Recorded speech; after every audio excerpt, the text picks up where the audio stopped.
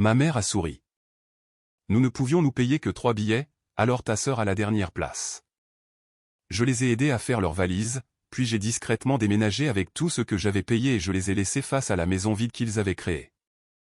Ma mère m'a regardé avec ses grands yeux innocents et a dit qu'il ne pouvait se permettre qu'une seule place pour la croisière. Ma sœur y allait. On s'attendait à ce que je sois mature à ce sujet. Ils n'avaient aucune idée que pendant qu'ils emballaient maillots de bain et crème solaire, j'emballais discrètement toute la maison, reçu par reçu. La lumière du soleil filtrait dans la salle à manger de la maison de mes parents, projetant de longues ombres sur la table où j'étais assise en face de ma mère, de mon père et de ma sœur cadette, Lydia.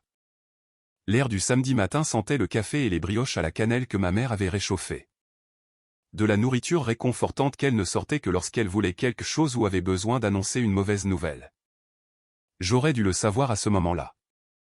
Ma mère a annoncé la croisière de 10 jours dans les Caraïbes avec un flair théâtral qui aurait rendu jalouse une actrice de Broadway. Ses mains se déplaçaient dans les airs alors qu'elle décrivait la cabine avec vue sur l'océan, le buffet de petit déjeuner à volonté et les crédits de spa inclus dans le forfait premium.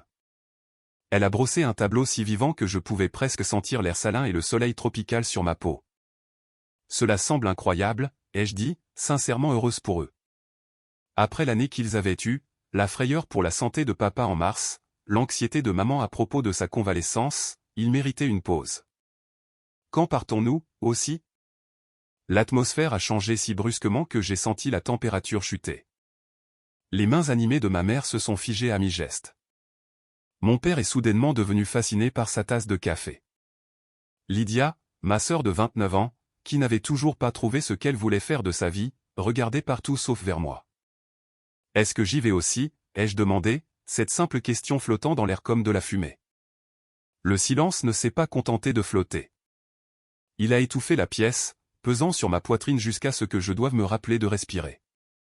Au lieu d'un refus catégorique, qui aurait été honnête, au moins, ma mère a tendu la main sur la table et a attrapé la mienne. Ses doigts étaient chauds, sa prise serrée, et son visage s'est arrangé en une expression de culpabilité parfaitement répétée. « Ainsley, ma chérie, a-t-elle commencé, sa voix baissant jusqu'à un murmure conspirateur, dégoulinant de cette douceur qu'elle réservait à la manipulation, déguisée en préoccupation maternelle. Tu sais à quel point cette année a été difficile. Les Robinson d'à côté viennent de rentrer d'Italie. Et ton père, honnêtement, il a l'impression de nous laisser tomber.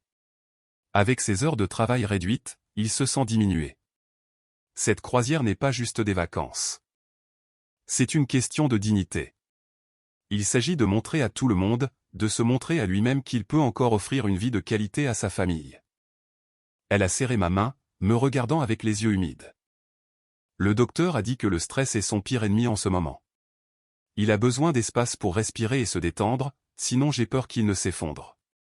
Et la cabine que nous avons réservée, c'est la suite de luxe. Elle est conçue pour 3 personnes maximum. Acheter un 4e billet aurait fait basculer le budget de serré à impossible. Tu comprends, n'est-ce pas? Tu as toujours été celle qui se sacrifie pour l'équipe.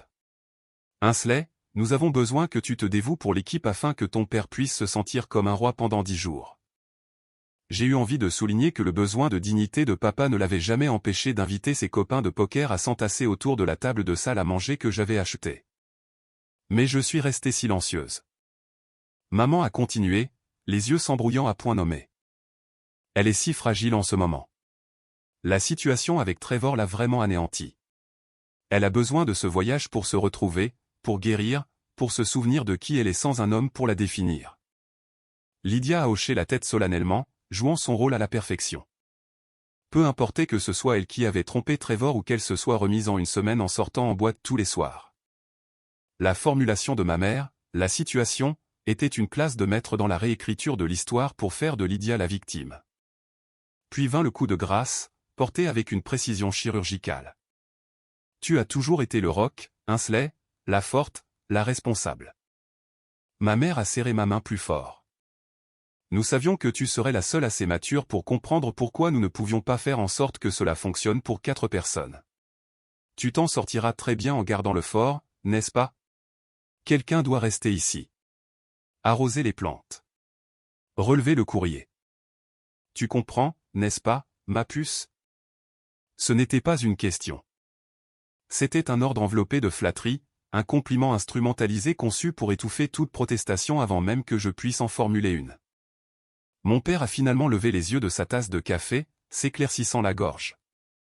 L'année a été difficile financièrement, Ainsley. Nous avons dû faire des choix difficiles pour sauver les apparences, mais tu sais, nous t'emmènerions si nous pouvions nous le permettre. Le mensonge flottait entre nous comme une troisième présence à table. Je connaissais la vérité qu'il ne disait pas. J'avais vu le relevé de carte de crédit sur le comptoir la semaine dernière en organisant leur courrier, une autre de mes responsabilités non officielles. La croisière était débitée sur une carte avec un taux d'intérêt de 18%. Il n'avait pas économisé pour ce voyage. Il l'avait financé pour impressionner les voisins. Et quand les factures arriveraient dans quelques mois, quand les heures de travail réduites de papa et les frais médicaux rendraient impossible le paiement du minimum, il viendrait me voir, comme il l'avait toujours fait. J'ai pensé aux $300 que j'avais discrètement virés sur leur compte en novembre dernier lorsque la facture de chauffage était en retard. Aux $500 que je leur avais prêtés en février et qui n'avaient jamais été mentionnés à nouveau. Aux innombrables fois où j'avais fait les courses et n'avais jamais été remboursé parce que tu étais de toute façon déjà au magasin. Mais je n'ai pas discuté. Je n'ai pas crié. Je n'ai pas renversé la table ni jeté les brioches à la cannelle contre le mur, même si chaque cellule de mon corps en avait envie. J'ai simplement hoché la tête. Bien sûr, m'entendis-je dire, je comprends. Vous le méritez. Le visage de ma mère s'est inondé de soulagement. Oh, ma chérie. Je savais que tu comprendrais. Tu es une si bonne fille. Pour comprendre pourquoi je ne me suis pas défendu à ce moment-là, je dois expliquer les 8 dernières années de ma vie. À 26 ans, fraîchement licencié de mon premier vrai travail, je suis retourné vivre à la maison. C'était censé être temporaire, 3 mois, peut-être 6. Il n'y avait ni bail, ni contrat de location, juste un accord verbal selon lequel j'aiderais là où je peux pendant que je me remettais sur pied. Je me suis remise sur pied en 4 mois. J'ai décroché mon poste actuel de coordinatrice des opérations pour une entreprise de logistique. Ce n'est pas glamour, et je ne suis pas riche, mais je gagne bien ma vie, et je suis doué avec les budgets. Vraiment doué. Mais je ne suis jamais parti. Elle aide là où je peux à évoluer comme une tumeur à croissance lente. D'abord, c'était de contribuer aux courses, puis à la facture Internet parce que tu l'utilises le plus pour tes jours de télétravail. Puis l'électricité parce que tu laisses ton ordinateur portable en charge toute la nuit. En un an, je couvrais 3 services publics et achetais les produits de première nécessité dès que je remarquais qu'il en manquait. Puis vinrent les meubles. Le vieux canapé s'est effondré un samedi matin, les ressorts jaillissant des coussins. J'ai acheté un remplaçant, $1200 pour un canapé d'angle décent qui durerait. La télévision est morte pendant le Super Bowl. J'en ai acheté une nouvelle, $800 pour une télévision intelligente avec toutes les capacités de streaming dont mes parents ne pouvaient soudainement plus se passer. La machine à laver et le sèche-linge ont rendu l'âme il y a 2 ans. Je les ai remplacés tous les deux, $1000. $500 parce que ma mère a dit qu'elle ne ferait plus jamais confiance à un appareil d'occasion après que notre ancien a inondé la buanderie. Des ustensiles de cuisine parce que nos vieilles casseroles étaient pratiquement des antiquités. Une table de salle à manger parce que l'ancienne était une honte quand nous avions des invités. Des petits appareils électroménagers, un nouveau micro-ondes, une cafetière, un batteur sur socle dont ma mère insistait qu'elle avait besoin et qu'elle a utilisé exactement 2 fois. Plus de $15 000 au total. Je n'avais jamais fait le calcul jusqu'à récemment, mais le chiffre vivait dans mon esprit maintenant, un rappel constant. Je n'étais pas riche. J'étais prudente. J'économisais. Je planifiais. Chaque achat était un petit sacrifice que je me disais temporaire, un investissement dans l'harmonie familiale. Pendant ce temps, Lydia vivait comme un oiseau, flottant d'une expérience à l'autre. Elle a voyagé au Mexique, au Colorado, à New York. Elle est allée à des concerts et des festivals de musique. Elle changeait de travail comme les gens normaux changent de chaussettes, ne restant jamais assez longtemps nulle part pour accumuler des économies ou une stabilité. Et on ne lui a jamais demandé de contribuer un seul centime parce qu'elle a besoin d'expérience et qu'elle se cherche encore. J'avais 34 ans. Apparemment, je m'étais trouvé il y a des années, et moi-même était un paillasson. Le samedi matin est arrivé avec une normalité douloureuse. L'allée était en pleine effervescence, des valises étaient chargées, on se souvenait d'articles de dernière minute. L'énergie frénétique de ma mère alors qu'elle vérifiait pour la 3e fois les passeports et les cartes d'embarquement. Je me tenais sur le porche, observant le chaos organisé comme une spectatrice de la vie de quelqu'un d'autre. Maintenant, souviens-toi, a dit ma mère, se tournant vers moi avec son sac de voyage déjà en bandoulière. Arrose les plantes 2 fois par semaine. La fougère est capricieuse, alors vérifie la terre avant de l'arroser. Relève le courrier tous les jours. Je ne veux pas que la boîte déborde, et garde la maison bien rangée, s'il te plaît. Nous serons épuisés à notre retour, et je détesterais rentrer dans un désordre. Compris, ai-je dit. Mon père m'a fait un câlin de côté maladroit, du genre qui dit « Je me sens vaguement coupable, mais pas assez pour changer quoi que ce soit ». Lydia a fait un signe de la main depuis le siège passager, déjà en train de faire défiler son téléphone. Ma mère s'est arrêtée à la portière de la voiture, se retournant avec la même expression travaillée de gratitude et de sympathie. « Tu es une si bonne fille, Ainsley. Tu comprends toujours. Nous avons tellement de chance de t'avoir. » Les mots auraient dû être comme une étreinte. Au lieu de cela, ils ressemblaient à des chaînes. J'ai regardé la voiture reculer dans l'allée, ma mère agitant la main avec enthousiasme par la fenêtre. Je suis resté là jusqu'à ce qu'il tourne au coin de la rue et disparaisse. Le bruit du moteur s'estompant dans les sons calmes du samedi matin du quartier, tondeuse à gazon, chien qui aboie, enfant qui joue. En logistique, nous avons un terme, point de défaillance catastrophique. C'est quand un système fonctionne en surcapacité depuis si longtemps qu'un seul facteur de stress mineur provoque l'effondrement de toute l'infrastructure. Il ne s'agit pas de la goutte d'eau qui fait déborder le vase. Il s'agit des années d'avertissement de maintenance ignorées. Mon amour pour eux avait été l'équipe de maintenance, colmater les fissures, ignorer les alarmes, maintenir l'installation en marche à mes propres frais. Mais en regardant la fougère sur le rebord de la fenêtre, la fougère capricieuse et exigeante, j'ai réalisé que l'équipe venait de démissionner. Ma machinerie émotionnelle ne s'est pas brisée. Elle a simplement changé de mode. Commande manuelle engagée. Centres émotionnels hors ligne.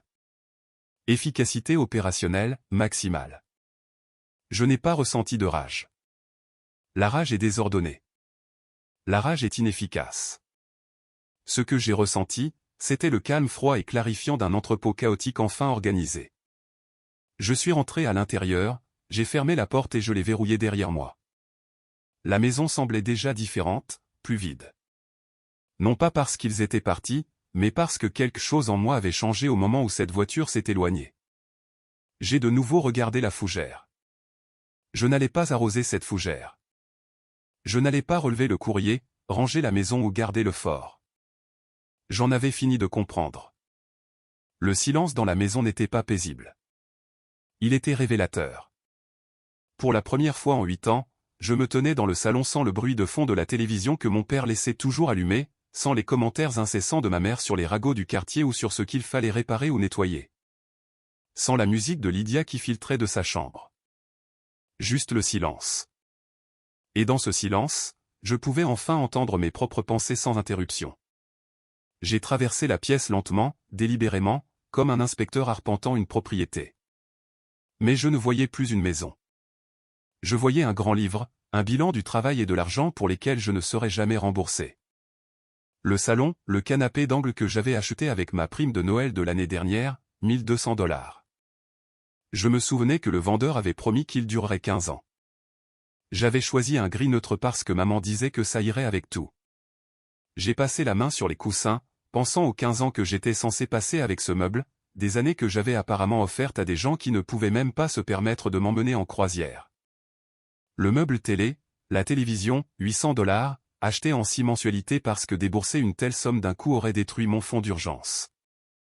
J'avais installé tous les services de streaming, appris à papa à utiliser la télécommande et regarder mes recommandations se remplir d'émissions que je n'avais jamais choisies. La salle à manger, la table pour laquelle j'avais économisé 3 mois, $600 de plus, qui n'a jamais été considérée comme ma table mais est devenue la table familiale en une semaine. J'ai tracé le bord du doigt, me souvenant de ma fierté quand elle avait été livrée. Quelle stupidité! La cuisine, le batteur sur socle, $300. La nouvelle cafetière, $150.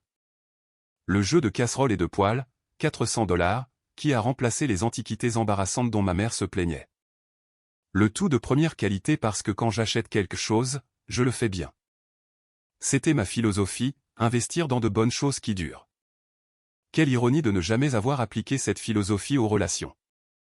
La buanderie, le lave-linge et le sèche-linge, 1500 $ au total, achetés après que notre ancienne machine a inondé le sol et que ma mère a eu une crise de nerfs à propos de la moisissure et des dégâts des eaux. J'avais fait des recherches sur les modèles pendant 2 semaines, lu des centaines d'avis et choisi l'ensemble le mieux noté par les consommateurs que je pouvais me permettre. Ce n'était plus seulement des objets. C'était des preuves. La preuve d'un schéma que j'avais été trop proche pour voir. Je suis monté dans ma chambre, la plus petite des 3 parce que Lydia avait besoin de la plus grande pour son espace créatif, qui se résumait principalement à des piles de vêtements et des passe-temps abandonnés. Je me suis assise à mon bureau et j'ai ouvert le tiroir du bas, sortant un dossier bleu marine que je gardais depuis l'université. C'était une habitude de mon travail de coordinatrice des opérations, je documentais tout. Numéro de commande, confirmation de suivi, date de livraison, garantie. Je classais les reçus non pas parce que je soupçonnais quoi que ce soit, mais parce que perdre des documents me rendait folle. Si quelque chose se cassait sous garantie, j'avais besoin d'une preuve d'achat. Si une entreprise me surfacturait, j'avais besoin de preuves. C'était une habitude professionnelle, rien de plus. Jusqu'à maintenant. J'ai ouvert le dossier. Des relevés bancaires remontant à 6 ans, des confirmations par courriel de chaque achat important, des photos de reçus que j'avais prises sur mon téléphone et oubliées, même quelques notes manuscrites que j'avais prises pendant les mois particulièrement coûteux. Pour suivre où mon argent était allé. Je les ai étalés sur mon bureau comme les pièces d'un puzzle. Seulement, ce puzzle, une fois assemblé, montrait une image que j'évitais depuis des années, mon exploitation. Canapé, 1200 $. Fait. Télévision, 800 $. Fait. Lave-linge et sèche-linge, 1500 $. Fait. Table de salle à manger, 600 $. Fait. Appareil de cuisine, 850 $. Fait. Ustensiles de cuisine, 650 $. Fait.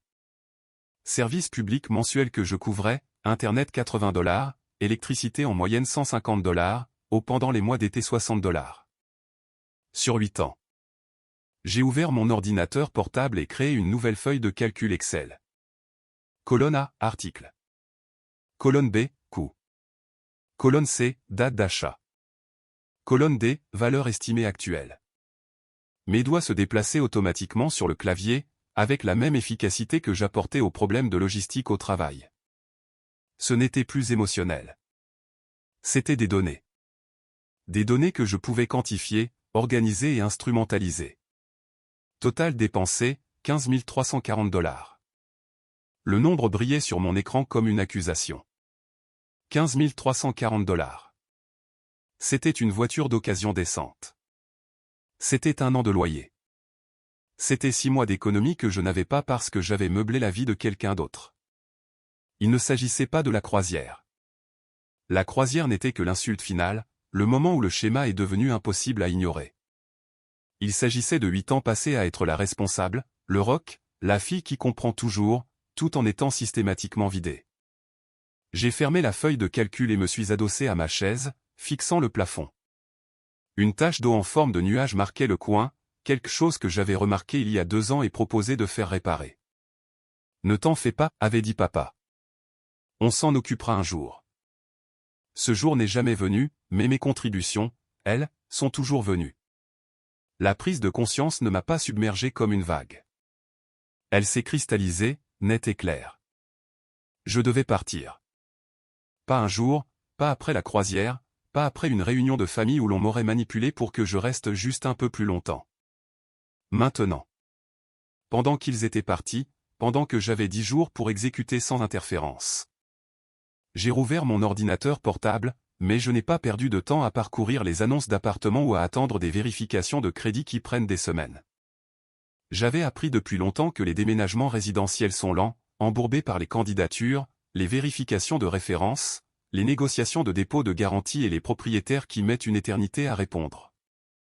Au lieu de cela, j'ai sorti mes contacts professionnels. Notre entreprise de logistique travaille en partenariat avec des fournisseurs de logements d'entreprise, des suites exécutives meublées conçues pour les employés relocalisés, les consultants en déplacement, les personnes en transition qui ont besoin de solutions prêtes à emménager immédiatement. J'ai parcouru mes courriels enregistrés jusqu'à ce que je le trouve, Coastal Executive Suite. J'avais réservé des hébergements là-bas pour des directeurs régionaux en visite au moins une douzaine de fois. Je connaissais leur processus. Je connaissais leur délai d'exécution.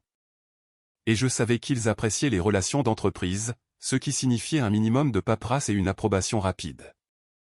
J'ai appelé la ligne directe, en contournant entièrement le site web. Coastal Executive Suite, ici Marcus. Bonjour Marcus, ici Ansley Graham de Davison Logistique. J'ai besoin d'une réservation d'urgence de 30 jours pour moi-même, situation personnelle. Qu'avez-vous de disponible pour une occupation immédiate? Laissez-moi vérifier. Nous avons une suite d'une chambre avec vue sur l'océan disponible maintenant. C'est $2500 pour le mois. Tous les services publics inclus. Entièrement meublé, cuisine équipée avec les produits de base. Il faudrait une retenue sur carte de crédit et votre numéro d'identification d'employé de l'entreprise pour vérification. $2500. C'était cher, presque le double de ce que je paierais pour un appartement normal. Mais j'avais une arme secrète, un fonds d'urgence que je reconstituais discrètement depuis le désastre de la machine à laver et du sèche-linge il y a 2 ans, spécifiquement pour un événement catastrophique. Je ne réalisais simplement pas jusqu'à maintenant que l'événement catastrophique serait ma propre libération. Parfait. Je le prends. En combien de temps pouvez-vous préparer les documents? Donnez-moi 2 heures. Je vous enverrai tout par courriel. J'ai raccroché et j'ai regardé mon téléphone. 2 heures. Dans 2 heures, j'aurai un endroit où aller. Un endroit qui était à moi, où je ne devais rien à personne, où les meubles appartenaient à la société de location, et je pourrais partir à la fin du bail sans laisser des milliers de dollars derrière moi. Mes mains ne tremblaient pas. Elles auraient dû. C'était la plus grande décision que j'avais prise depuis des années, mais elles étaient stables. C'est ainsi que je fonctionnais sous pression au travail, identifier le problème, trouver la solution la plus efficace, exécuter sans émotion. L'hésitation était l'ennemi de la logistique. J'ai passé ces 2 heures non pas à paniquer, mais à planifier. J'ai fait un inventaire mental de ce que je devais réellement emporter. Mes vêtements, mon ordinateur portable, mes documents, mes effets personnels. Tout le reste dans cette maison, les meubles, les appareils électroménagers, les ustensiles de cuisine, m'appartenaient par achat, mais ils pouvaient rester. Qu'ils les gardent. Qu'ils réalisent exactement ce que j'avais fourni au moment où ce serait parti. Non, attendez. Tout ne resterait pas. Je suis redescendu et j'ai traversé chaque pièce, prenant des notes mentales. Le canapé reste, la télé reste, le lave-linge et le sèche-linge restent. Mais je prends la cafetière, la bonne, celle que j'ai achetée, parce que j'aime vraiment le bon café. Je prendrai le batteur sur socle que ma mère a utilisé 2 fois. Je prendrai la moitié des ustensiles de cuisine, les pièces que j'utilisais réellement quand je cuisinais pour moi. Non, mauvaise approche. C'était pensé comme quelqu'un qui se souciait encore d'être juste. Nouvelle stratégie, je prendrai tout ce que j'ai acheté, tout ce qui avait un reçu, tout ce dont je pouvais prouver que c'était à moi. Et je ne laisserai derrière que ce que je me sentais assez généreuse pour laisser. Mon courriel a sonné. Le contrat de location de Coastal Executive Suite, prêt pour une signature numérique. Je l'ai lu attentivement, des formations professionnelles, avant de signer. Date d'emménagement, mardi. Cela me donnait 3 jours pour exécuter le déménagement pendant les heures de bureau normales, quand aucun des voisins ne s'interrogerait sur un camion de déménagement. J'ai mis en place le transfert de courrier en ligne, effectif mardi. Ma banque, ma compagnie d'assurance, mes cartes de crédit, tout était acheminé vers la nouvelle adresse. Le dimanche après-midi, assise dans ma chambre avec des contrats signés et une date de déménagement assurée, j'ai ressenti quelque chose que je n'avais pas ressenti depuis des années, le contrôle. Je n'étais plus la fille qui aidait. Je n'étais plus le roc, la responsable, la personne mature qui comprend toujours. J'étais Ansley Graham, coordinatrice des opérations, et j'exécutais l'opération logistique la plus importante de ma vie, m'extraire de personnes qui avaient confondu ma compétence avec de la docilité. Les plantes pouvaient mourir. Le courrier pouvait s'accumuler. La maison pouvait rester vide et attendre. J'avais une suite avec vue sur la plage dans laquelle emménager.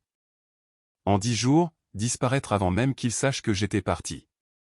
2 jours plus tard, un mardi matin qui semblait étrangement ordinaire, le calme du quartier fut brisé par le grondement sourd d'un camion de déménagement professionnel reculant dans l'allée de mes parents. J'avais programmé les déménageurs pour 8 heures précises, assez tôt pour que la plupart des voisins soient déjà au travail, mais assez tard pour ne pas avoir l'air de me faufiler dans le noir. Le démantèlement physique de la maison de mes parents a commencé avec une efficacité surprenante. Le chef d'équipe, un homme trapu aux mains burinées et au presse-papier, s'est approché de moi à la porte d'entrée. « Tout ce qui est marqué par » a-t-il demandé, scrutant l'intérieur avec une indifférence professionnelle. J'ai hoché la tête, la gorge serrée mais la résolution à toute épreuve. Tout ce qui a une étiquette jaune, rien d'autre. Et j'avais passé le dimanche après-midi à parcourir la maison avec un rouleau d'autocollant jaune vif, marquant méthodiquement chaque article que j'avais acheté au cours des 8 dernières années. Le canapé où ma mère tenait salon pendant ses marathons téléphoniques, étiquette jaune. Le téléviseur à écran plat que mon père regardait pendant des heures pendant que je préparais le dîner après le travail, étiquette jaune. La table de la salle à manger où Lydia n'aidait jamais à débarrasser, étiquette jaune. Les chaises assorties, le lave-linge, le sèche-linge, le batteur sur socle dans la cuisine, la cafetière, le micro-ondes, la bibliothèque dans le couloir, même le rideau de douche dans la salle de bain principale. Des étiquettes jaunes partout, comme une étrange chasse au trésor à l'envers. Les déménageurs travaillaient avec le genre de rythme rodé qui vient d'années passées à décomposer des vies et à les réassembler ailleurs. Ils ont enveloppé le canapé de $1200 dans des couvertures épaisses, le fixant avec du ruban adhésif de résistance industrielle. Le téléviseur de $800 a été soigneusement niché dans une boîte sur mesure. Le lave-linge et le sèche-linge, $1500 l'ensemble, ont été sortis sur des diables renforcés, leur surface blanche brillant dans la lumière du matin alors qu'ils roulaient sur le trottoir. Je me tenais dans l'embrasure de la porte, les bras croisés, observant l'effacement systématique de 8 ans de servitude financière. Chaque article qui disparaissait dans le camion était un poids en moins sur ma poitrine. La table de la salle à manger, les chaises, le tapis du salon, les appareils de cuisine, la literie de la chambre d'amis que j'occupais avant de déménager il y a des années, les serviettes, les ustensiles de cuisine, la vaisselle, tout était parti. J'avais intentionnellement laissé derrière moi les articles que je n'avais pas payés, les choses qui existaient dans la maison avant que je ne devienne le distributeur automatique de billets de la famille. Le vieux fauteuil usé de mon père était assis dans un coin, son tissu marron délavé et boulochant sur la coudoir. Une lampe en laiton bon marché que ma mère possédait depuis les années 80 se tenait sur le sol à côté, son abat-jour jauni par l'âge. Quelques pièces décoratives poussiéreuses, des figurines en céramique et des plantes artificielles restaient sur le manteau de la cheminée, intactes d'étiquettes jaunes. Ces choses n'étaient pas à moi. Je n'étais pas une voleuse. Je ne faisais que récupérer ce qui m'appartenait. Alors que les déménageurs vidaient le salon, l'espace se transformait sous mes yeux. Ce qui était autrefois encombré et étouffant devenait vaste et creux. Le parquet, habituellement caché sous les meubles et les tapis, s'étendait nu et éraflé. Des moutons de poussière se terraient dans les coins où se tenait le canapé. Les murs semblaient nus sans le téléviseur monté sur le mur central. Et là, au milieu de tout ce vide, se trouvait le fauteuil de mon père. Je l'ai fixé un long moment, sentant quelque chose de vif et de compliqué se tordre dans ma poitrine. Ce fauteuil, ce pathétique fauteuil élimé, était le seul vrai meuble restant dans tout le salon. Il avait l'air absurde, assis là seul, un monument au dysfonctionnement. Une idée m'a frappé avec la force de la poésie. J'ai traversé la pièce vide, mais pas résonnant dans l'espace creux. Me penchant, j'ai saisi les côtés du fauteuil et j'ai commencé à le traîner vers le centre de la pièce. Le vieux fauteuil a protesté, ses pieds raclant le sol avec un grincement affreux, mais j'ai persisté. Quand j'ai atteint ce que j'estimais être le centre exact du salon, je me suis arrêté. Avec des mouvements précis et délibérés, j'ai redressé le fauteuil. Je l'ai ajusté à gauche, puis à droite, observant les angles depuis différentes positions dans la pièce jusqu'à ce qu'il soit parfaitement centré. J'ai reculé, étudiant mon travail avec l'œil critique d'un artiste évaluant une installation de galerie. Voilà, parfait. Le fauteuil était seul dans le vaste vide, comme un trône dans un royaume abandonné. C'était une représentation visuelle de l'ironie qui avait défini ma vie pendant près d'une décennie. Je venais de traiter ce fauteuil sans valeur avec plus de soin, plus de respect et plus de considération que mes parents ne m'en avaient jamais montré. La pièce ne semblait pas triste. Elle semblait honnête. C'est le dernier, a appelé le chef d'équipe depuis la porte d'entrée. Nous nous dirigeons vers la suite exécutive maintenant. Vous nous suivez? Oui, ai-je dit, jetant un dernier regard autour de moi. Je serai juste derrière vous. Mon ami, Paige Holloway, m'a retrouvé à la suite exécutive pour m'aider à m'installer. Elle est arrivée avec 2 cafés glacés et vêtue de sa veste en cuir emblématique, ses cheveux auburn relevés en un chignon désordonné. Paige avait été la première personne extérieure à valider ma réalité lorsque j'avais finalement avoué l'étendue de l'exploitation financière de ma famille des mois auparavant. Bon sang, Sadie, a-t-elle soufflé en entrant dans l'appartement meublé. Cet endroit est magnifique. C'était vraiment le cas. Des baies vitrées du sol au plafond donnaient sur un coin d'océan au loin. La cuisine avait des comptoirs en granit et des appareils en acier inoxydable. La chambre était assez spacieuse pour un lit queen et une vraie commode. Les meubles que j'avais apportés de la maison de mes parents, mes meubles, s'intégraient parfaitement dans le salon. Alors que nous déballions les cartons dans le nouvel espace, arrangeant des coussins et accrochant des œuvres d'art, mon téléphone a vibré sur le comptoir de la cuisine. J'ai jeté un coup d'œil à l'écran, maman, portable. Mon estomac s'est noué. Ils appelaient depuis la croisière, probablement pour vérifier si j'avais arrosé leurs plantes ridicules comme la fille obéissante qu'ils pensaient que je serais toujours. J'ai fixé l'écran, le regardant s'allumer et vibrer à chaque sonnerie. Paige a regardé, a vu le nom et a haussé les sourcils en une question silencieuse. J'ai secoué la tête. Le téléphone a sonné et sonné jusqu'à ce qu'il bascule finalement sur la messagerie vocale. Quelques secondes plus tard, il a de nouveau vibré. Une notification de message vocal. Je ne l'ai pas écouté. J'ai retourné le téléphone face contre le comptoir et j'ai continué à déballer. « Tu vas bien ?» a demandé Paige doucement. « Je suis parfaite » ai-je dit. Et je le pensais. J'ai passé le reste de la semaine à m'installer dans ma nouvelle vie.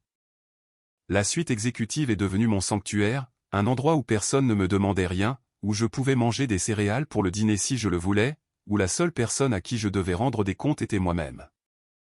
La paix était terrifiante au début. Je m'attendais constamment à ce que ma mère appelle pour une urgence, une crise qui nécessiterait mon intervention financière immédiate. Je n'arrêtais pas d'anticiper les textos culpabilisants de mon père sur sa santé. Mais mon téléphone est resté silencieux. Ils étaient sur un bateau de croisière quelque part dans les Caraïbes, ignorant béatement que leur filet de sécurité avait disparu. Chaque matin, je me réveillais dans mon propre espace.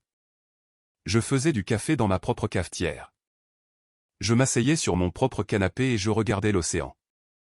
Au travail, je me concentrais sur les rapports logistiques et les plannings d'expédition avec une clarté que je n'avais pas ressentie depuis des années. Mark Feldman, mon directeur, a commenté que je semblais différente, plus légère en quelque sorte. De grands changements ai-je dit vaguement, et il n'a pas insisté. Mais malgré la paix, malgré l'éclat de ce que j'avais fait, je ne pouvais pas me détendre complètement. Le temps était compté. Alors que le dimanche soir approchait, je me suis retrouvé debout à la fenêtre de mon appartement, regardant le ciel prendre une teinte violette meurtrie. Quelque part là-bas, un avion atterrissait, un bateau de croisière accostait. Mes parents et Lydia retournaient à la réalité. J'étais en sécurité dans mon nouvel appartement, entouré de mes propres affaires et de mes propres choix. Mais je savais avec la certitude absolue de quelqu'un qui avait passé 34 ans à apprendre les schémas du dysfonctionnement que la tempête était sur le point de frapper. Le soleil venait à peine de se coucher le dimanche soir lorsque mon téléphone a commencé à vibrer sans cesse sur ma table de nuit. J'étais dans la cuisine en train de faire du thé quand les notifications ont commencé à affluer. Message après message, appel après appel, tous provenant de numéros que je reconnaissais. Puis mon téléphone s'est allumé avec un message de Paige. Une photo. Je l'ai ouverte, le cœur battant. L'image montrait la maison de mes parents de l'extérieur. Dans le cadre se tenaient ma mère, mon père et Lydia, tous figés devant la porte d'entrée. La main de ma mère était sur la poignée, mais elle regardait droit devant elle, à travers la porte ouverte, dans la maison. Même sur la photo granuleuse, je pouvais voir le choc sur son visage. Derrière eux, l'expression de Lydia était de la pure incrédulité, sa bouche légèrement ouverte alors qu'elle fixait le salon complètement vide. Ils étaient revenus dans une coquille de maison. Mon téléphone a immédiatement commencé à sonner, « Maman, papa » maman à nouveau, Lydia, un numéro que je ne reconnaissais pas, probablement un parent qu'ils avaient déjà appelé pour se plaindre. J'ai mis chaque appel en sourdine, mes mains étonnamment stables. Je m'attendais à un délai dans leur réaction. Peut-être qu'ils passeraient quelques heures à évaluer les dégâts, peut-être appellerait-il un avocat d'abord, peut-être se mettrait-il dans une fureur appropriée avant de me confronter. Mais j'avais mal calculé un détail crucial. Mon téléphone a vibré avec une notification qui m'a glacé le sang, localisation partagée avec le groupe familial. Mon estomac est tombé comme une encre. Le cercle de sécurité familiale, la fonction de suivi qu'ils avaient insisté pour que j'active sur mon iPhone il y a 3 ans lorsque mon père avait des problèmes de santé. Juste au cas où quelque chose arriverait, avait dit ma mère, pour que nous puissions nous retrouver en cas d'urgence. Mais il ne s'agissait jamais d'urgence. Il s'agissait de surveillance. Il s'agissait de savoir où j'étais à tout moment, de maintenir le contrôle même lorsque je n'étais pas physiquement en leur présence. Je m'y étais tellement habitué que j'avais complètement oublié de la désactiver avant de déménager. Ils n'avaient pas besoin de me trouver grâce à une lettre ou une adresse de réexpédition. Ils m'ont retrouvé numériquement, comme un bagage perdu, en suivant le petit point bleu sur leur iPhone directement jusqu'à mon complexe de suites exécutives. La même nuit, moins de 2 heures après leur atterrissage, ils m'ont trouvé. Les coups sur ma porte étaient assez agressifs pour faire trembler le cadre. À travers le Judas, je pouvais les voir tous les trois, ma mère devant, mon père derrière elle l'air épuisé par le voyage, et Lydia planant à l'arrière-plan les bras croisés. « Sadie » a crié ma mère, sa voix stridente même à travers la porte épaisse. « Nous savons que tu es là. Nous pouvons voir que tu es ici. » Et d'autres coups, plus forts cette fois. Ma mère agitait son téléphone vers la porte comme si elle essayait de repousser les mauvais esprits. « Pourquoi ne réponds-tu pas? Ouvre cette porte tout de suite. » Je me tenais de l'autre côté, les observant à travers le Judas, le cœur battant mais l'esprit clair. La violation de ma vie privée, le fait qu'ils m'aient traqué comme une criminelle au lieu de leur fille, a alimenté ma résolution plus que leur colère n'aurait jamais pu le faire. C'était le moment pour lequel je m'étais préparé. J'ai déverrouillé la porte et l'ai ouverte. Ils ont fait irruption dans mon appartement comme une équipe du SWAT, ma mère menant la charge. Elle s'est arrêtée net quand elle a vu le salon, a vu son canapé, sa télévision, sa table de salle à manger, tous magnifiquement arrangés dans mon nouvel espace. « Qu'est-ce que diable tu crois que tu fais » a-t-elle exigé, se tournant brusquement vers moi. C'était la passe stratégique. Je devais jouer cela exactement comme il le fallait. Je n'ai pas crié en retour. Je n'ai pas essayé de me justifier immédiatement. Je suis simplement resté là, les bras le long du corps, et je les ai laissés se décharger. Mon père s'est avancé, le visage rouge. Nous t'avons fait confiance. Nous t'avons laissé pour surveiller la maison, et tu l'as dévalisée. Mais alors ses yeux se sont portés sur l'endroit où la télé était montée sur mon mur, et j'ai vu une lueur de quelque chose d'autre, le calcul. Il n'était pas seulement en colère que la télé soit partie. Il était en colère parce qu'il savait exactement qui l'avait achetée. Il connaissait l'argument qu'il était sur le point de perdre, et il essayait de crier assez fort pour couvrir les faits. « As-tu la moindre idée de ce que nous avons trouvé en rentrant ?» La voix de ma mère montait dans l'hystérie. « La maison est vide. Il ne reste plus rien. Juste le vieux fauteuil de ton père assis au milieu de la pièce comme une sorte de mauvaise blague. » Lydia a finalement pris la parole depuis sa position près de la porte, sa voix dégoulinant de dédain. « J'ai toujours su que tu étais jalouse de moi, mais là, c'est pathétique, même pour toi. »« Jalouse » ai-je répété doucement. « Ne fais pas l'idiote » a sèchement répliqué Lydia. « Tu as fait ça parce que tu n'étais pas invité à la croisière. Parce que maman et papa ont choisi de passer du temps avec moi au lieu de leur fille aînée amère et en colère qui ne s'est jamais amusée de sa vie. » Ma mère a hoché la tête vigoureusement. C'est de ça qu'il s'agit en réalité, n'est-ce pas? Tu nous punis de t'avoir laissé derrière. Tu as pris tout ce que nous avions parce que tu ne supportais pas que nous soyons heureux sans toi. Tu nous as laissés sans rien, a ajouté mon père, et il y avait quelque chose dans sa voix qui aurait pu être une blessure authentique si je ne le connaissais pas mieux. Comment as-tu pu être si cruel? J'ai laissé les accusations déferler sur moi comme des vagues. Chacune était conçue pour me faire sentir coupable, pour me faire m'excuser, pour me faire tout remettre en place et reprendre mon rôle de distributeur de billets familial. Mais je suis restée là, silencieuse, à encaisser. Pour eux, mon silence ressemblait à de la culpabilité. Mon manque de défense ressemblait à de la honte. J'avais l'air d'encaisser le coup, d'absorber leur rage comme j'avais toujours absorbé leurs exigences et leurs manipulations. Ma mère a étudié mon visage, cherchant des failles. Quand elle a vu ce qu'elle a interprété comme une défaite, sa posture a changé. Elle avait gagné, ou du moins c'est ce qu'elle pensait. Nous réglerons ça plus tard, a-t-elle dit froidement, se tournant déjà vers la porte. Quand tu auras eu le temps de réfléchir à ce que tu as fait. Ils sont partis dans un accès d'indignation vertueuse, les derniers mots de ma mère flottant dans l'air, tu vas le regretter. La porte s'est refermée derrière eux. Je suis resté dans mon salon, entouré de mes propres meubles, et je me suis permis un petit sourire sinistre. Ils pensaient avoir la supériorité morale. Ils pensaient que je n'étais qu'une fille amère qui avait agi sur un coup de tête par vengeance mesquine. Ils n'avaient aucune idée de ce qui allait arriver. Enhardis par mon manque de défense, ils ont lancé leur campagne de dénigrement en moins de 24 heures. L'histoire s'est répandue dans le réseau familial comme une traînée de poudre, appels téléphoniques aux parents, publications sur les réseaux sociaux qui évitaient soigneusement les détails mais brossaient un tableau clair de victimisation. Conversations à voix basse sur les parkings d'églises et dans les files d'attente des supermarchés. Le récit était simple et dévastateur, je les avais abandonnés. J'avais volé leurs biens par dépit parce que je n'étais pas invité à la croisière. Je les avais laissés, un couple vieillissant avec des problèmes de santé, avec rien d'autre que les vêtements qu'ils portaient.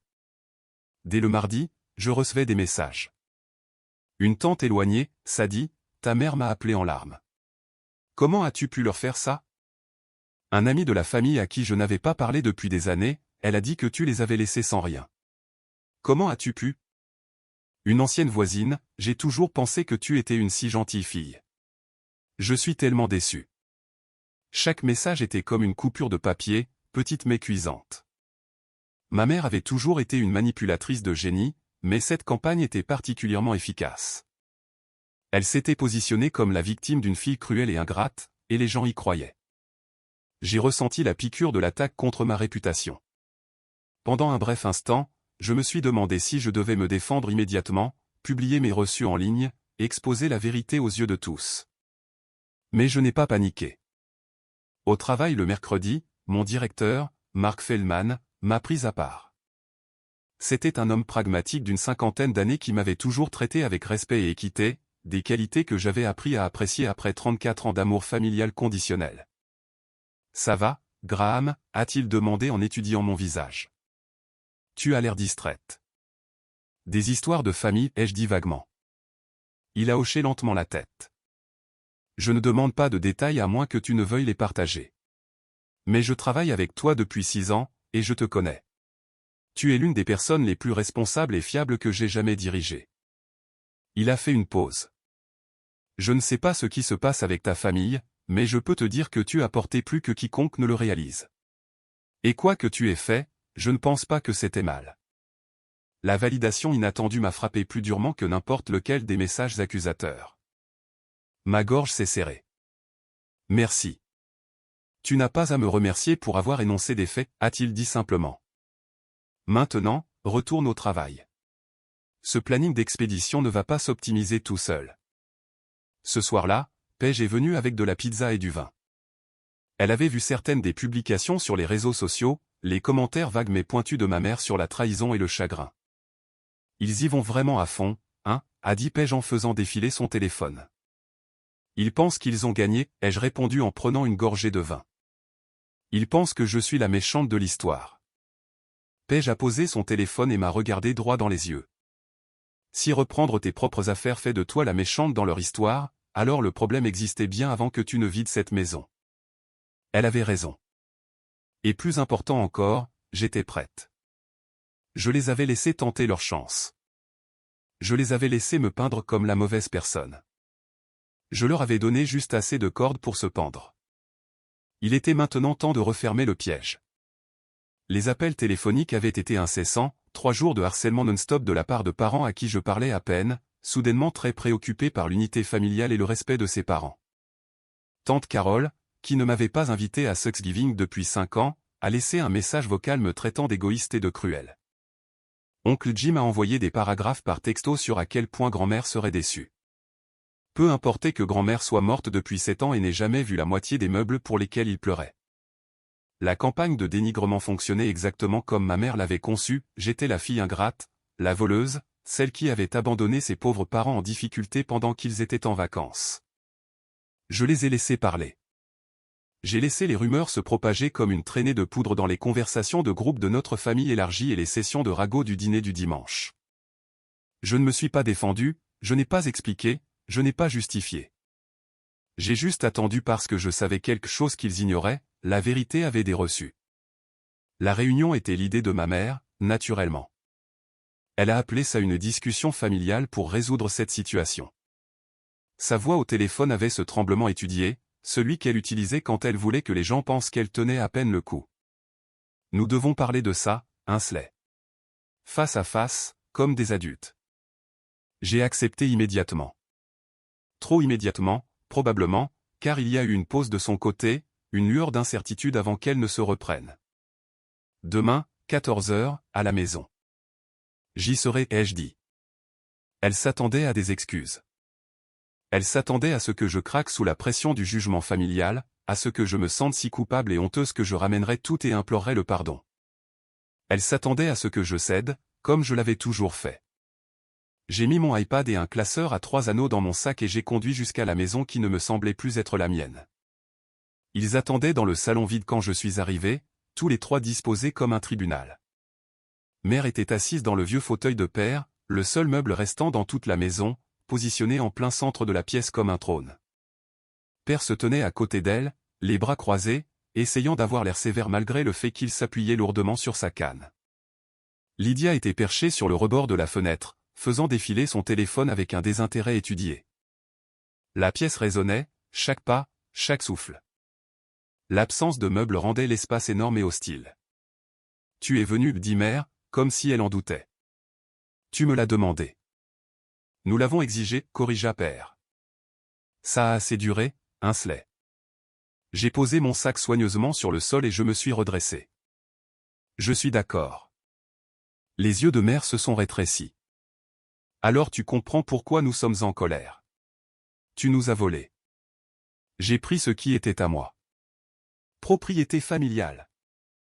Non. Ma voix a tranché la sienne, nette et claire. Pas une propriété familiale. Ma propriété. Achetée avec mon argent, et je peux le prouver.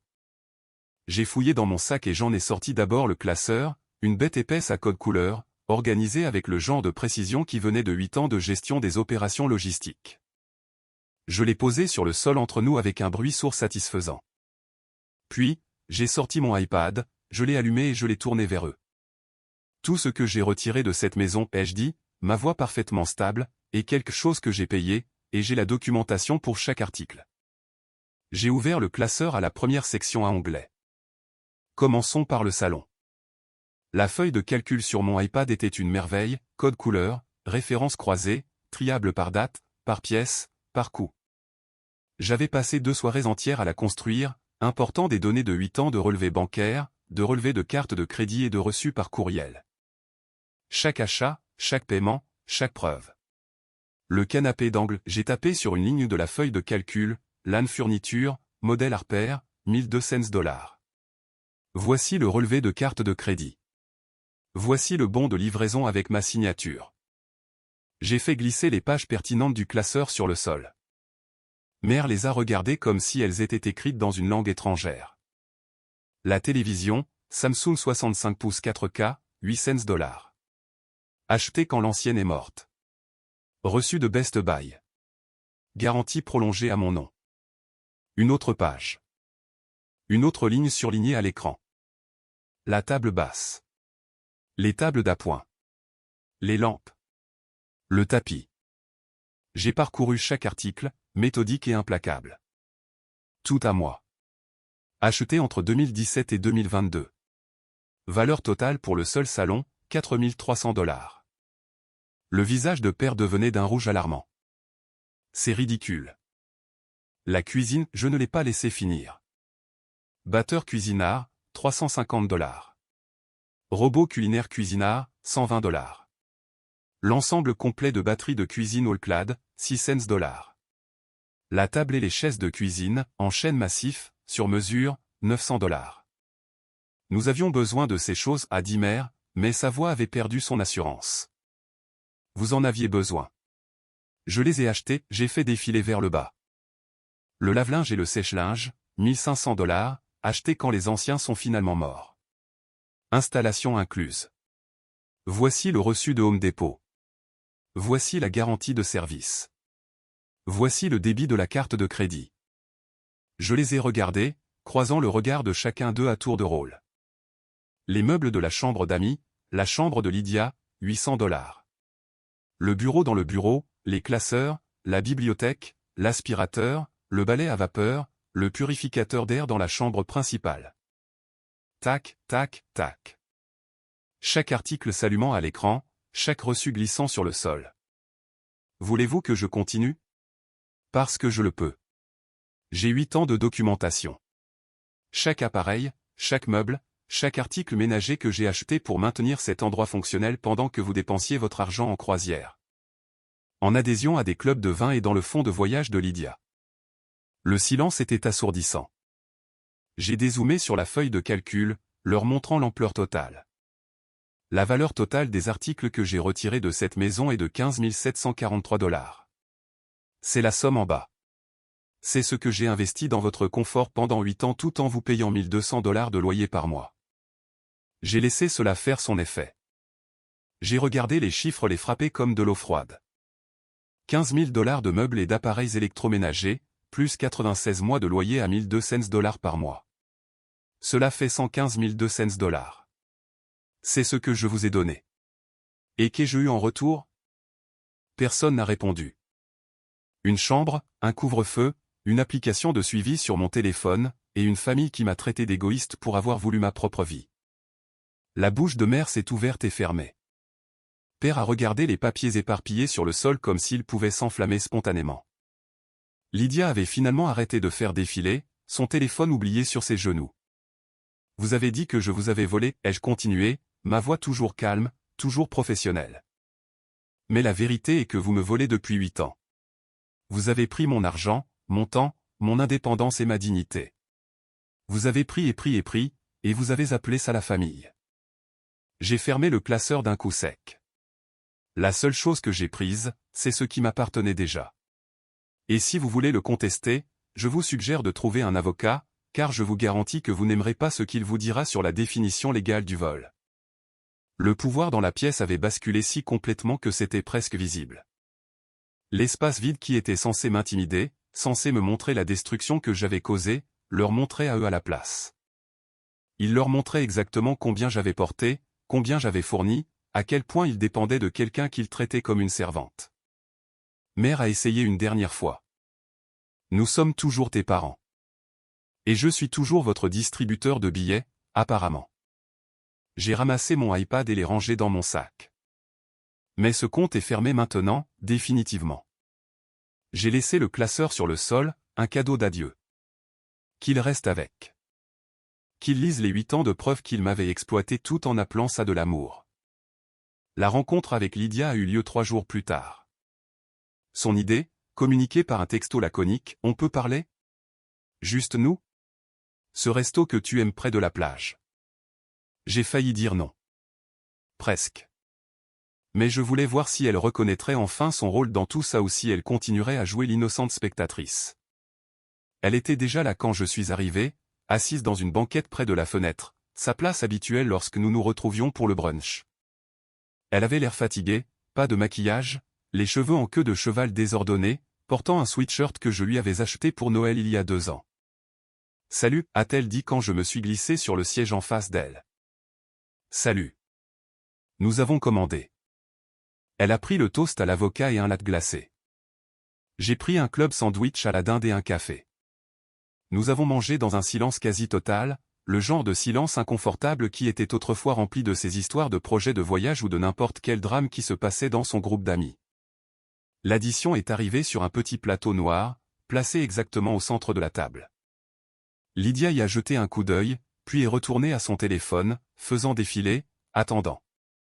Je l'ai observée un instant.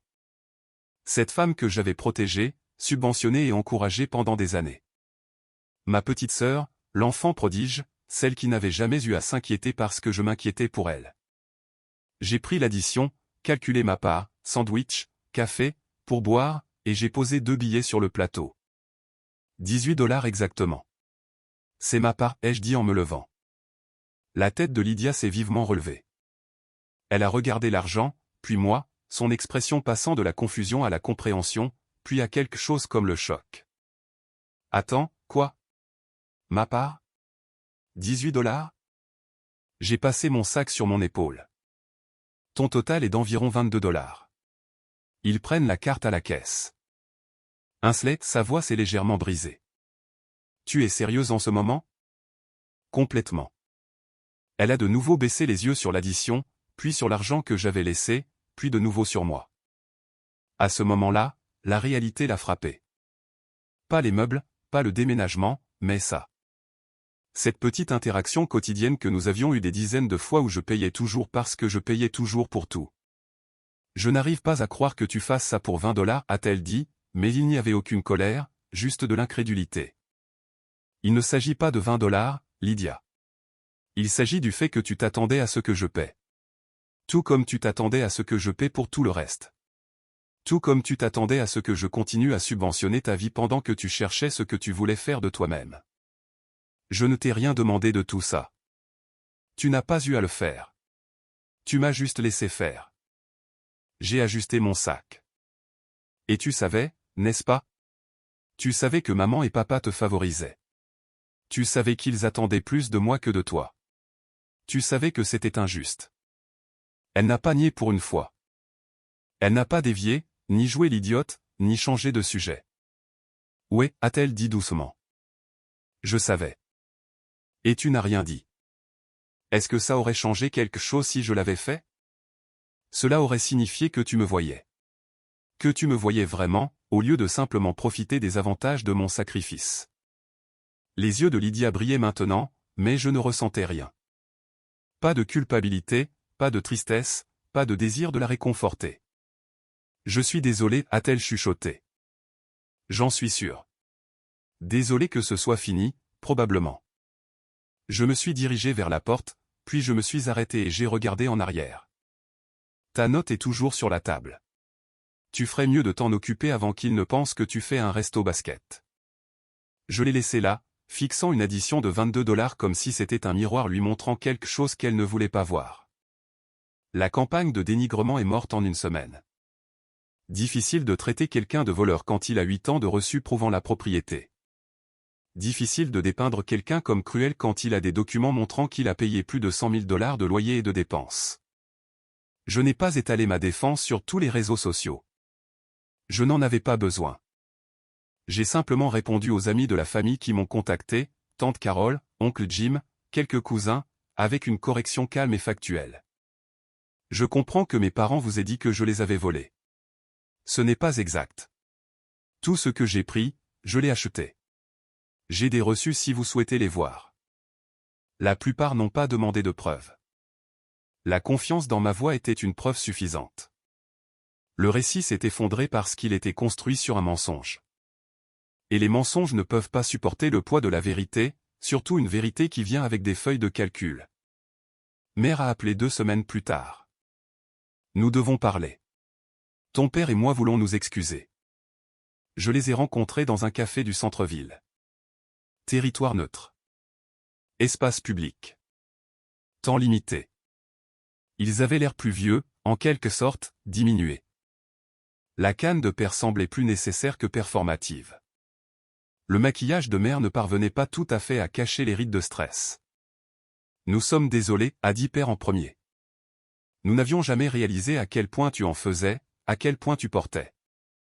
Mais son ton avait cette nuance, cette inflexion subtile qui faisait que c'était de ma faute de ne pas avoir parlé plus tôt, de ne pas avoir rendu mon fardeau plus visible. Nous pensions que tu voulais aider, a ajouté mère. Nous pensions que cela te rendait heureuse de contribuer à la famille.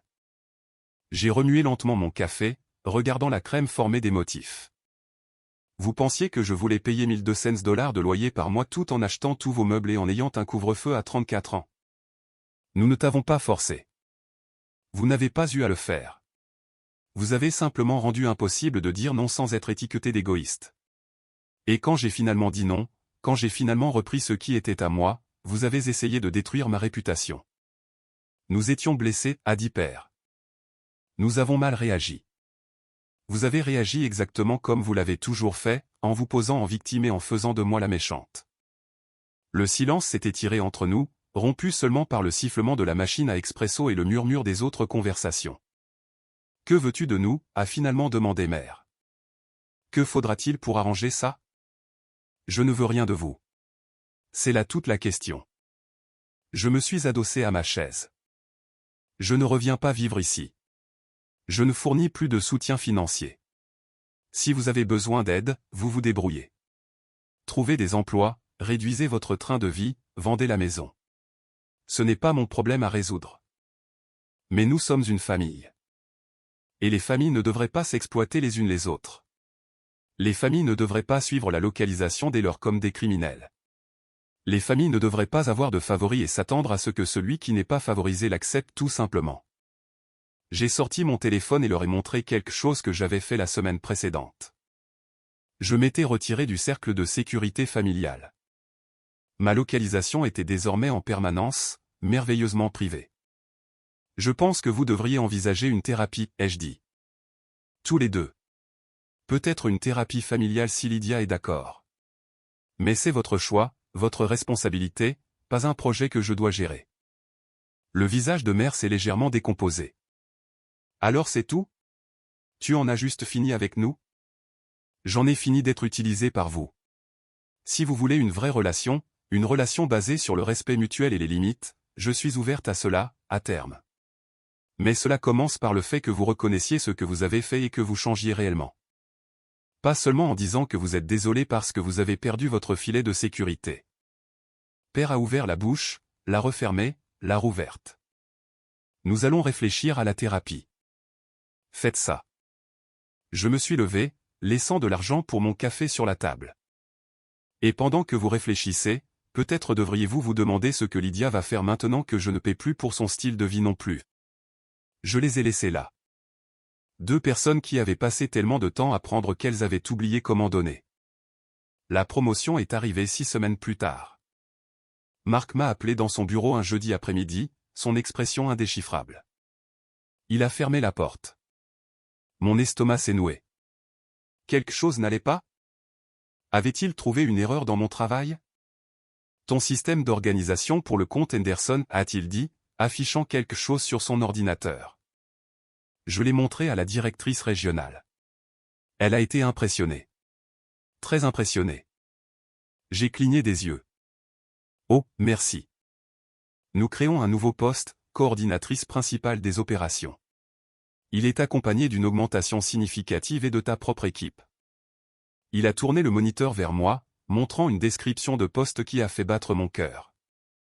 J'aimerais te le proposer. Le salaire était de 30 000 $ de plus que ce que je gagnais actuellement.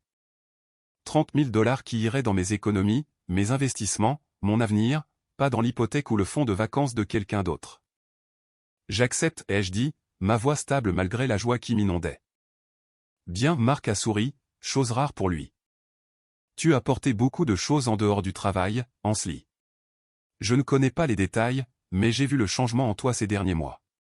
Tu sembles plus légère. Je le suis, ai-je dit. J'ai finalement déposé quelque chose que je n'aurais jamais dû prendre en premier lieu. Mon appartement est devenu un foyer, lentement, délibérément. J'ai acheté un nouveau canapé. Pas cher, pas sophistiqué, mais le mien, choisi par moi, pour moi. J'ai accroché des œuvres d'art que j'aimais vraiment au lieu d'imprimer générique. J'ai rempli la bibliothèque de livres que je voulais lire, pas de ceux qui avaient l'air bien pour la décoration. J'ai planté des herbes sur le rebord de la fenêtre de la cuisine, basilic, romarin, thym. Je les arrosais quand ils en avaient besoin, pas quand quelqu'un l'exigeait. J'ai ouvert un compte d'épargne à haut rendement et j'ai regardé le solde augmenter, de l'argent qui disparaissait autrefois dans le vide des obligations familiales s'accumulait maintenant avec un but. Paige est venue un samedi avec du vin et des plats à emporter. Nous nous sommes assises sur mon nouveau canapé, mon espace, et elle a levé son verre. À la liberté, a-t-elle dit. À la liberté, ai-je fait écho. Tu le regrettes, a-t-elle demandé plus tard, après que nous ayons épuisé tous les sujets faciles. De les avoir quittés? J'y ai pensé honnêtement. J'ai pensé au salon vide, au visage choqué, au moment où tout a changé. Non, ai-je dit. Je regrette d'être resté aussi longtemps. Je regrette toutes les années où je les ai laissés me convaincre que le sacrifice équivalait à l'amour. Mais partir? J'ai secoué la tête. Partir a été la chose la plus saine que j'ai jamais faite. Tu leur as parlé depuis le café? Mère envoie des textos de temps en temps, des tentatives tièdes de connexion. Père a envoyé une carte d'anniversaire. J'ai haussé les épaules. Lydia a trouvé un travail, apparemment. Dans la vente, à temps partiel. C'est un début. Et toi? Je vais bien. Vraiment bien. Mieux que je ne l'ai été depuis des années. J'ai regardé autour de mon appartement, petit, modeste, mais entièrement à moi. Je ne suis pas seul. Je ne suis pas coupable. Je suis juste libre. Je repense maintenant au moment où je suis sorti de cette maison avec mes affaires chargées dans un camion, et je le vois clairement. Je ne suis pas parti pour les punir. Je ne suis pas parti par vengeance ou pour leur donner une leçon. Je suis parti pour cesser d'être utilisé. Je suis parti pour récupérer la vie que j'avais mise en attente pour des gens qui appréciaient mon utilité plus que mon humanité.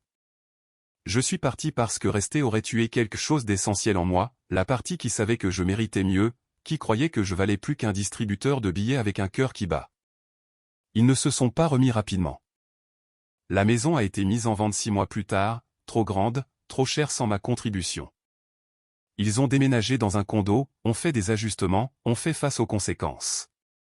Mais moi, je me suis remise.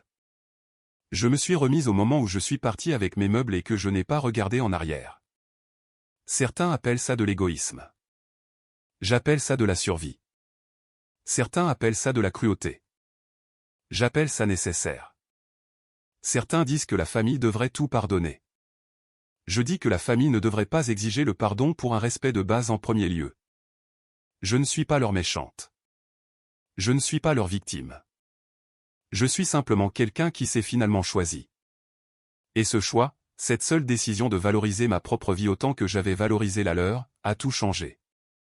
L'appartement est calme ce soir, paisible, le genre de silence qui ressemble à du contentement plutôt qu'à de la solitude. Mes herbes prospèrent sur le rebord de la fenêtre. Mon compte d'épargne grossit. Ma carrière est florissante. Et je suis libre. Enfin, complètement, sans excuse, libre.